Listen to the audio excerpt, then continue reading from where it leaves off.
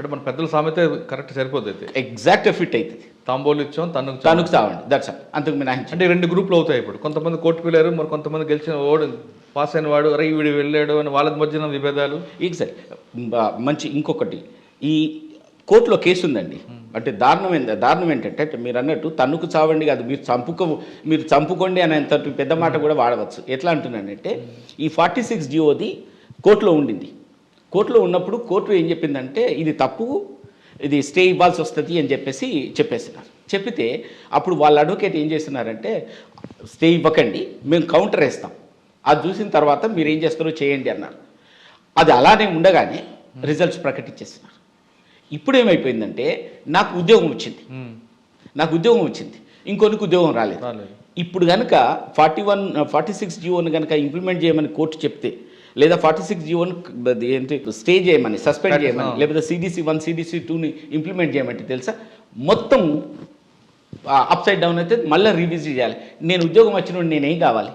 ఉద్యోగం వచ్చినాడు రానోడు ఇద్దరి మధ్య విభేదాలు వస్తాయి కంప్లీట్. ఇప్పటికే వచ్చిపోయినాయి.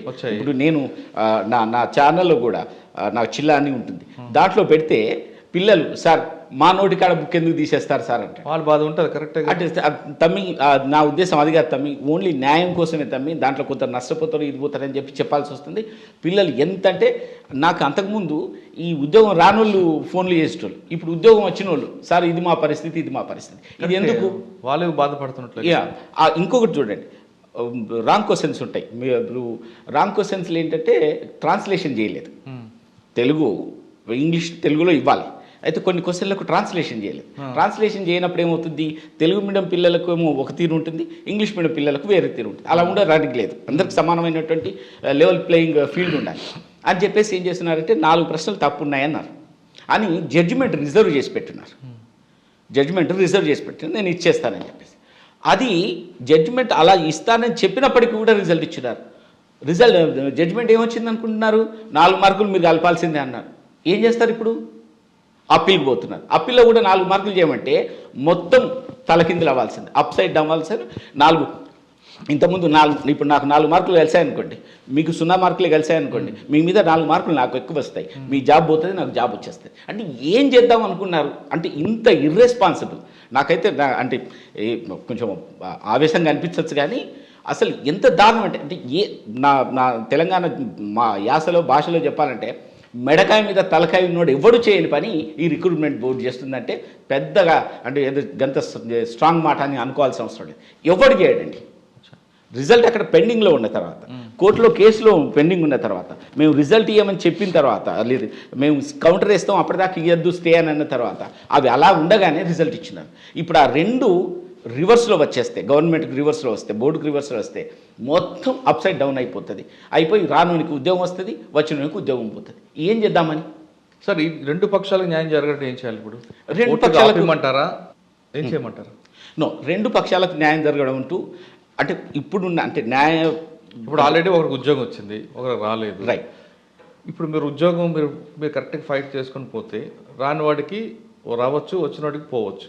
ఎగ్జాక్ట్లీ. అయితే ఇప్పుడు కరెక్ట్ మీరు అడిగిన దాంట్లో ఎస్, అంటే పిల్లలలో చాలామందికి ఉన్నటువంటి సంశయం కూడా ఇదే, ఏం చేస్తే ఇద్దరికి న్యాయం జరుగుతుంది.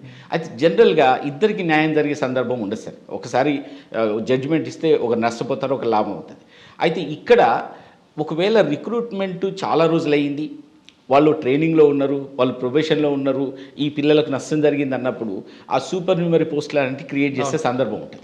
కానీ ఇక్కడ ఇంకా వాళ్ళు ట్రైనింగ్కే పోలేదు, ఇంకా రిజల్ట్సే కంప్లీట్గా ఫైనల్ కాదు.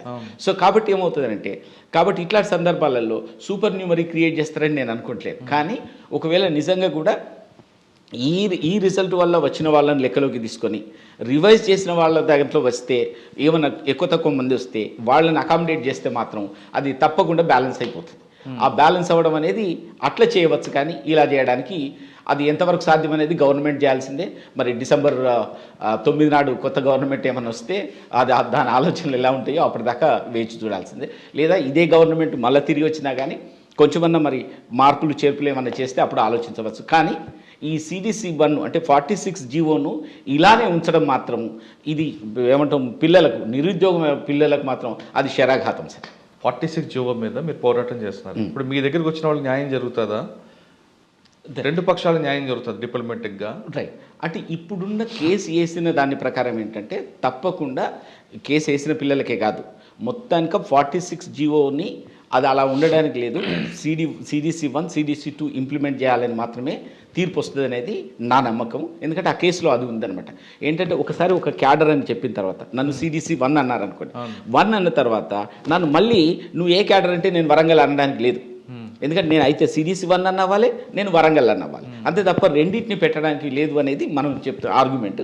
దాని మీద స్ట్రాంగ్ ఆర్గ్యుమెంట్ కూడా. అలానే డిసైడ్ అయితే మాత్రం CDC 1లో ఉన్న వాళ్ళందరినీ ఒక క్యాడర్గా, అందులో మళ్ళీ డిస్ట్రిక్ట్లు పాపులేషన్తో సంబంధం లేదు, ఆ విధంగా చూడడం వల్ల రివైజ్ అవుతుంది. కాకపోతే ఉద్యోగాలు వచ్చిన పిల్లలు వాళ్ళు ఏమవ్వాలి, ఉద్యోగాలు రాకుండా పోతే ఎట్లా ఉంటుంది అనే పరిస్థితిని గవర్నమెంట్ ఆలోచించాల్సిందే తప్ప, లేదా కోర్టులు ఆలోచించినప్పుడు కోర్టులకు కూడా గవర్నమెంట్ నుంచి వాళ్ళు విన్నవించినప్పుడు, లేదు ఇలా ఇంతమంది పోతున్నారు అంతమంది పోతున్నారు అని చెప్పినప్పుడు ఏమైనా పాజిటివ్గా నిర్ణయం తీసుకుంటే ఇద్దరికి బ్యాలెన్స్ చేయవచ్చు. కానీ బట్ బ్యాలెన్స్ మాత్రం అది చాలా పెద్ద పని. ఇక అది గవర్నమెంట్ కొత్తగా వచ్చే ఒకవేళ గవర్నమెంట్ ఇవన్నీ ఎందుకు ఇష్యూ హెడేక్ వచ్చింది, కంప్లీట్గా ఆ ఇష్యూని క్లోజ్ చేసిన రద్దు అనుకోండి. ఇష్యూని క్లోజ్ చేయడం అంటే రద్దు చేసింది నోటిఫికేషన్ లేదు. నోటిఫికేషన్ రద్దు కావడం అనేది అది కాదు సార్. ఎందుకంటే నోటిఫికేషన్ ఎప్పుడు రద్దు అవుతుందంటే, నోటిఫికేషన్ రద్దయిన సంఘటనలు ఉన్నాయి, నోటిఫికేషన్ వచ్చినాక ఉద్యోగాలు చేస్తున్నాక రద్దయినాయి. మీరు వ్యాపం లాంటి కేసులు చూస్తే దాంట్లో ఏంటంటే ఇర్రెగ్యులారిటీస్ జరగడం. ఇందులో ఏ ఇర్రెగ్యులారిటీ లేదు, ఇందులో లీగల్గా ఉన్నటువంటి పాయింట్లే తప్ప పేపర్ అవుట్ అవ్వడాలు, మాస్ కాపింగ్ జరగడాలు, అమ్ముకోవడం, ఇది ఏది లేదు. ఇది ఉన్నప్పుడు మాత్రమే క్యాన్సిల్ అయితే తప్ప వేరే వాటిలలో క్యాన్సిల్ అవ్వడానికి లేదు. కానీ రిజల్ట్ అయితే నెక్స్ట్ ఇయర్ వరకు వెయిట్ చేయాల్సిందే. ఈ ఎలక్షన్ వరకు మాత్రం వెయిట్ చేయాల్సిందే. ఎలక్షన్ తర్వాత ఈ వచ్చే అంటే ఉన్న గవర్నమెంట్ మళ్ళీ తిరిగి వచ్చినప్పుడైనా కొంచెం మార్పులు వస్తాయి కదా, ఆ మార్పులు రావడం, లేదా పూర్తిగా కొత్త గవర్నమెంట్ వచ్చినప్పుడు కొత్త దృష్టి ఉంటుంది కాబట్టి ఏం చేస్తారనేది మాత్రం అది మన చేతిలో, మన ఆలోచనకు సరిపోదు కాబట్టి వాళ్ళకి వదిలిపెడితే సరిపోతుంది సార్. జీవో నెంబర్ 46 కాకుండా మీ సర్వీస్లో చాలా మంచి కేసులు ఉన్నాయండి, మీకు బాగా హర్తుకున్న కేసు చెప్పండి మా.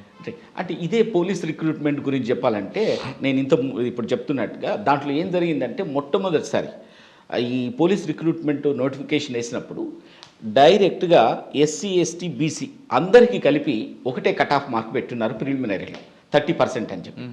సో దాని మీద పిల్లలకు అంటే ఎప్పుడు కూడా ఏమవుతుందని అంటే, మనం ఎగ్జామ్ రాసేటప్పుడు అది 30 కదా, 30% కదా, 200 మార్క్స్ అనమాట, అంటే 60 మార్క్సే కదా, అవి రావా అన్న. కానీ నెగిటివ్ మార్కింగ్ పెట్టున్నారు.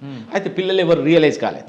కాకపోతే అంటే ఎందుకంటే నాకు అంటే నేనేదో ఈ ప్రొఫెషన్ కోసమే ప్రొఫెషన్కి రాలేదు కాబట్టి, అంటే దీంట్లో ఏమైనా మనం చేయగలమా అనేటువంటి నేను ఎప్పుడు అదే దృష్టితో చూస్తాను కాబట్టి దాన్ని చూసేసి అదే మీరు ఎగ్జామ్ కాకముందుకు, ప్రిలిమినరీ ఎగ్జామ్ కాకముందుకే మీరు ఈ కేసు వేయాల్సి వస్తుంది, ఏకపోతే మీరు ఆగమైపోతారని చెప్పేసి నేను పిల్లల్ని 4 పిల్లల్ని ఎంతమంది పాత క్లయింట్ ఉంటే 4ని పిలిచి నేను కేసు వేయడం జరిగింది. ఆ కేసు వేస్తే నేను కేసు వేసినా అది ఒక ఇగ్నైట్ లాగా అయిపోయింది. తర్వాత పిల్లలు నిజంగా ఏమంటాము ఈ యుద్ధమే చేస్తున్నారు పెద్దగా. సో లాస్ట్కి కేసీఆర్ గారు ఐ బిలీవ్ అక్టోబర్ అనుకుంటాను, లాస్ట్ అక్టోబర్లో ఫ్లోర్గా అసెంబ్లీ సాక్ష్యంగా ఏమిటి మేము తగ్గిస్తాం తప్పకుండా అని చెప్పేసి ఓసీకి 30 అట్నే ఉంచేసి బీసీకి 25, SC STలకు 20 చొప్పున చేసేస్తున్నారు. అందువల్లనే ఇంతమంది ఎక్కువగా మన క్వాలిఫై కాగలిగింది. లేకపోతుంటే పోస్టులకు కావాల్సిన మంది కూడా ఉండేవాళ్ళు కాదు. అది నాకు చాలా అత్యంత ఈ సంతృప్తిని ఇచ్చినట్టు. అక్కడి నుంచి మొదలు పెడితే ప్రెగ్నెంట్ ఉమెన్ నాకు చాలా అంటే గుండెకు చాలా దగ్గరగా అనిపించింది. ఏంటంటే ఆ ప్రెగ్నెంట్ ఉమెన్ ఏంటంటే, ప్రెగ్నెంట్ ఉమెన్ ఇక్కడ ఏంటంటే మిగతా రిక్రూట్మెంట్ లాగా పోలీస్ రిక్రూట్మెంట్లో ప్రిలిమినరీ ఎగ్జామ్ ఉంటుంది, అది క్వాలిఫై అయితే మీకు ఈవెంట్స్ పెడతారు.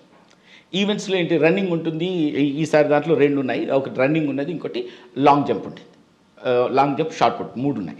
సో దీంట్లో ఈ ప్రెగ్నెంట్ అయిన వాళ్ళు కానీ రీసెంట్గా డెలివరీ అయిన వాళ్ళు బట్టి నేను చేయలేరు, ఇంకా ప్రాక్టీస్ చేయాలి. ఈ ప్రాక్టీస్ చేయడం అనేది అది అంత ఈజీ కాదు.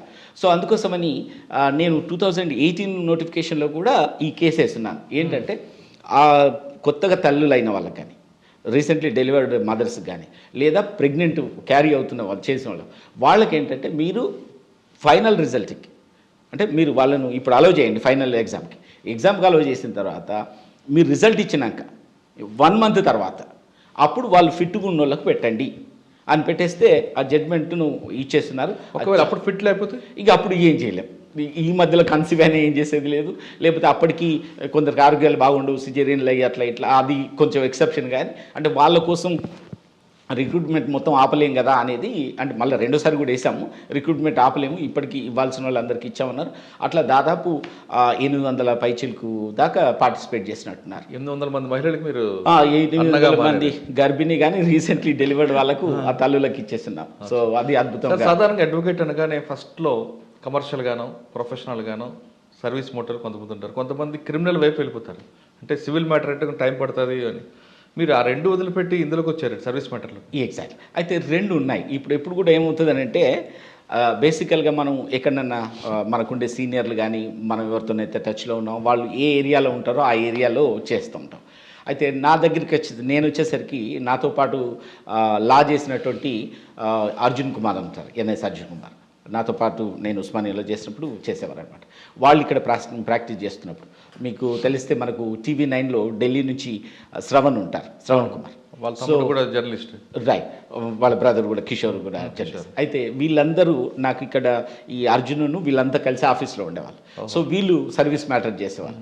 సో వీళ్ళ దగ్గరికి వచ్చినాక సో వాళ్ళు నాకు అంటే ఇక్కడ గాడ్ ఫాదర్స్ లాంటి వాళ్ళు అనమాట. సో ఇప్పుడు ఆయన చేస్తున్నాడు అలా ఢిల్లీలో ఉండి? ఢిల్లీలో సుప్రీంకోర్టులో చేస్తున్నారు. నాకు కొలీగ్ ఒకటి సుప్రీంకోర్టులో చేస్తున్నారు. సుప్రీంకోర్టులో చాలా ఇప్పుడు NCLT కేసెస్ కానీ పబ్లిక్ ఇంట్రెస్ట్ లిటిగేషన్ కానీ ఆయన మొత్తంగా ఇలాంటి కేసులలో చేస్తున్నారు. సో వాళ్ళు నా గురువులు. సో అయితే వాళ్ళతోని ఈ సర్వీస్ మ్యాటర్ అయిపోయినాం. అలానే సర్వీస్ మ్యాటర్స్ కాదు, నేను క్రిమినల్ సైడ్ కూడా చేస్తాను, రెవెన్యూ కూడా చేస్తాను. బట్ బేసికల్గా ఏంటంటే ఈ ఏరియా అంటే ఇప్పుడు సర్వీస్ మ్యాటర్లలో కూడా నేను ఎవరో సస్పెండ్ అయ్యిండు, రీఇన్స్టేట్ చేయండి, ఇంక్రిమెంట్ రావట్లేదు అన్న కేసుల కంటే ఈ రిక్రూట్మెంట్ కేసులో, ఎందుకంటే ఈ కేసులలో గ్రూప్ 1 లాంటి కొన్ని తీస్తే ఈ పోలీస్ రిక్రూట్మెంట్ ఎస్పెషల్లీ అంతా ఎవరండి, మొత్తం దిగువ మధ్య తరగతి పేదలే తప్ప ఇంకోరు. అందులో గ్రామీణ పిల్లలు ఉన్నారు, దళిత బహుజన పిల్లలే ఉంటారు, తెలుగు మీడియం పిల్లలు ఉంటారు. అంటే మీరు ఏ విధంగా చూసినా కానీ డిసడ్వాంటేజ్ గ్రూప్స్ మాత్రమే ఉంటారు వాళ్ళు. సో అందుకోసమని అరే ఇక్కడ ఏమైనా చేయొచ్చు అనేది, అందుకని మీకు అంటే నేను ప్రౌడ్గా చెప్పగలిగేది ఏంటంటే 90% కేసులు ఈ పోలీస్ రిక్రూట్మెంట్కి సంబంధించిన 90% కేసులు నా దగ్గరనే ఉంటాయి. మిగతా 1-6 వేరే వాళ్ళ దగ్గర ఉండవచ్చు కానీ నా దగ్గర ఉంటాయి. మీరు అడిగితే చాలు పోలీస్ రిక్రూట్మెంట్ అనగానే ఎస్ రమేష్ చిల్లా సార్ దగ్గరికి వెళ్ళండి అని చెప్తూ ఉంటాను. కానీ అక్కడ మీకు ఫీజు కూడా తక్కువ వస్తుంది కదా? That's fine. నేను ఇంతకుముందే చెప్పినట్టు నేను అంటే యూఎస్లో ఉన్న కారణంగా కావచ్చు, లేకపోతే ఇక్కడికి వచ్చినాక కూడా పిల్లలేమి అంటే ఇప్పుడు నేను ఒక్కొక్క దాంట్లో 100 మంది 150 మంది 100 ఈవెన్ 175 వేసిన సందర్భాలు 225 వేసిన సందర్భాలు ఉన్నాయి.